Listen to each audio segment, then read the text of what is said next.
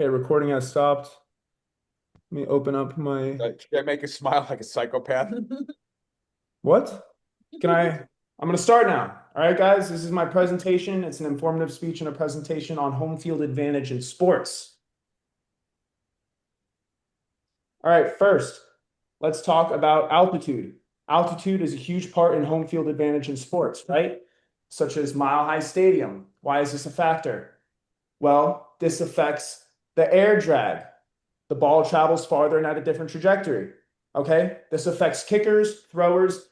It's a huge part of home field advantage, especially in higher elevation states in regards to football. Now, Estadio Azteca, right? This is the Mexico City soccer stadium where the Mexico international team plays soccer. I believe they sit at about 7,000 feet above sea level. Why is this important? Well, when you're that high above sea level, your stamina depletes. So over a 90-minute soccer game and sometimes extra time, you're going to be in a better position to win the game the longer the game goes on compared to a team that's traveling from, let's say, England or I don't know, a very sea level country. I can't think of one right now, but this United is a States. huge advantage to a country like Mexico. Let's talk about heat and snow, Hard Rock Stadium and playoff football. So a lot of people don't know, but the infrastructure at Hard Rock Stadium is specifically designed to sit the opposing bench in the sun. The Miami Dolphins typically play around 1 p.m. So you have an away team, let's just say Buffalo, for instance, is sitting in the sun for 3 hours, while the Miami Heat or the Miami Dolphins are sitting in the shade over the course of the entire football game. This is a huge advantage. Let's talk about snow.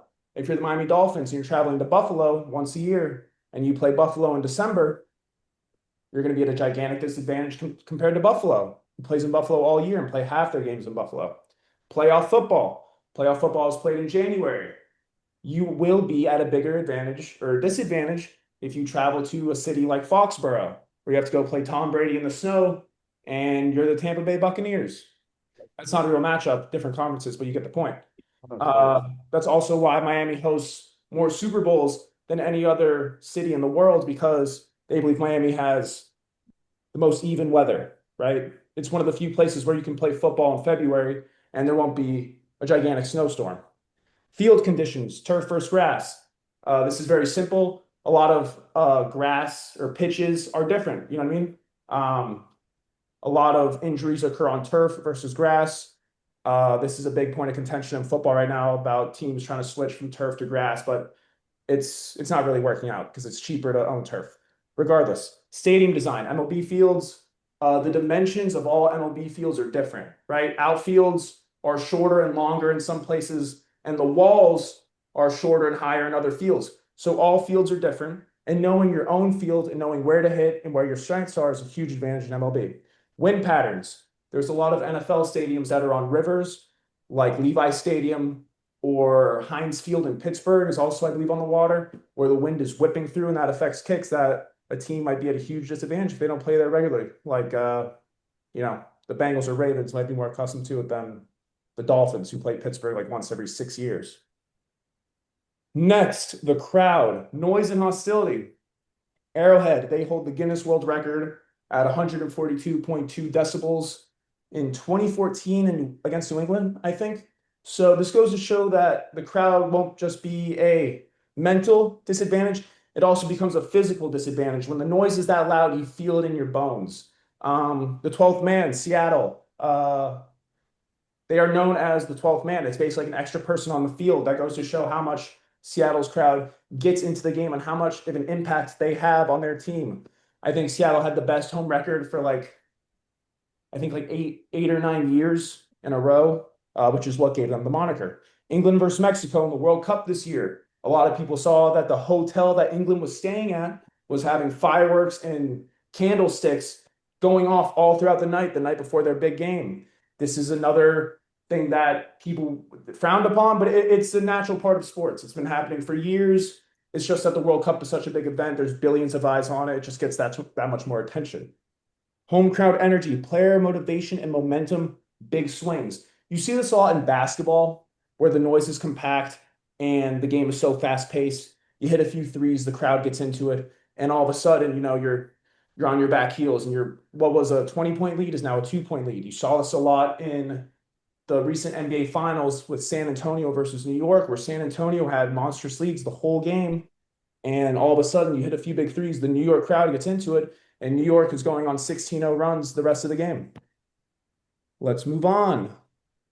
Because I realize I stayed too long on the other thing.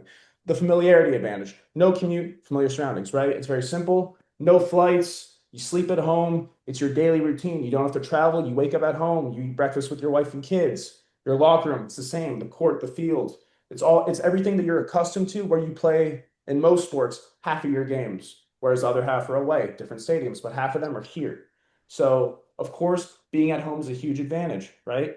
It also plays into traveling, how tired you get, how sluggish you are. Maybe you're the Milwaukee Bucks starting point guard and you travel to the Miami Heat. You travel to Miami to play the Heat, and your team wants to go out to 11 the night before. This is very common in all sports and a lot of big metropolitan cities like Miami, New York, uh, Los Angeles, of course. Comfort versus pressure sometimes, right? So playing to your home crowd can be a confidence booster and can make you relax, right? This is an advantage to yourself, and obviously they bring that hostility factor to the opposing team. But as we've seen in some cases, like the Toronto Maple Leafs and Mitch Marner, the Toronto Maple Leafs are a professional NHL team. Mitch Marner was their all-star forward. He wasn't performing in the playoffs, and every time he touched the puck, the home crowd was booing him. They completely shot his confidence. He ended up leaving and going to play for the Las Vegas Golden Knights, who recently competed in last year's NHL Stanley Cup. So we've seen that, home crowds, for the most part, will, get behind you, support you, give you motivation. But there are times in some instances where they turn on you.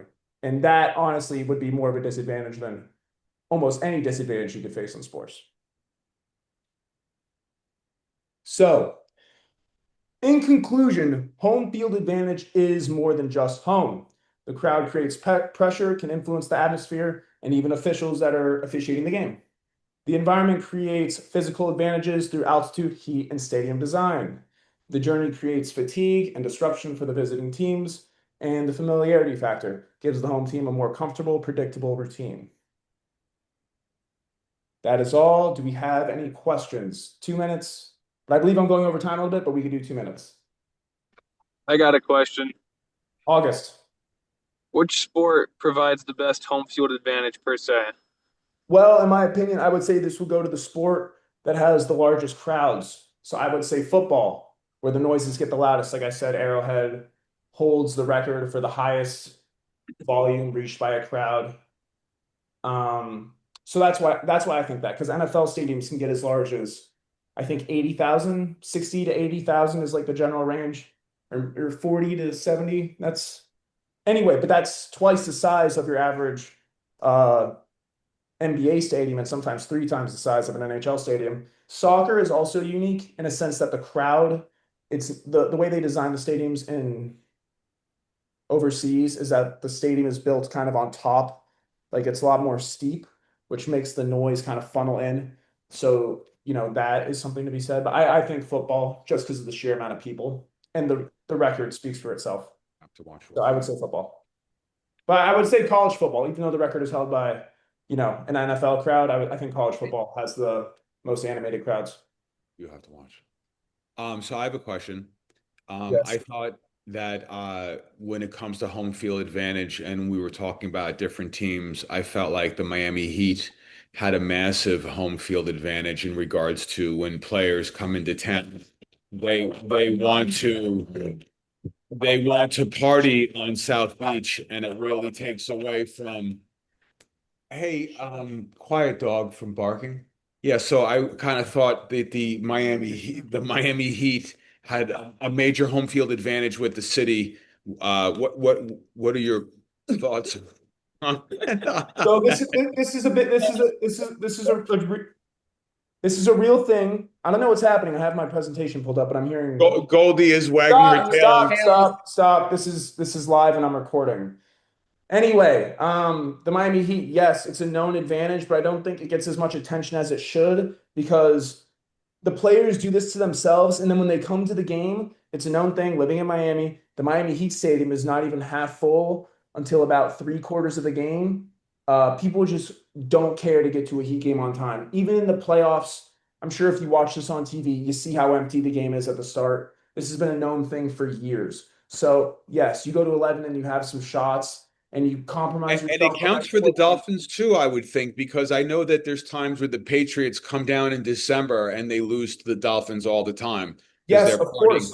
of course. And it's funny because like the Dolphins stink. So it's like, how much do they got going on? How much was this us being good, and how much was this like, oh, they really compromised themselves? But So the terrible. great question then would be to triangulate and say, okay, if we feel that the Heat have a home field advantage from the town and the Dolphins have a home field advantage from the town, do the Marlins have No, that same thing, or does it not even matter? no, the Marlins are abysmal, and I think a team could compromise themselves. And, like, do they have an advantage? Yes, but they're not good enough to what's the word? Or no, you know what it Take is? advantage of this situation. How By the about way, this? I'm going way over time. So, Allie, do you have a question? No, I think you did a great job. Thank you. Okay, sorry, I have to end the recording.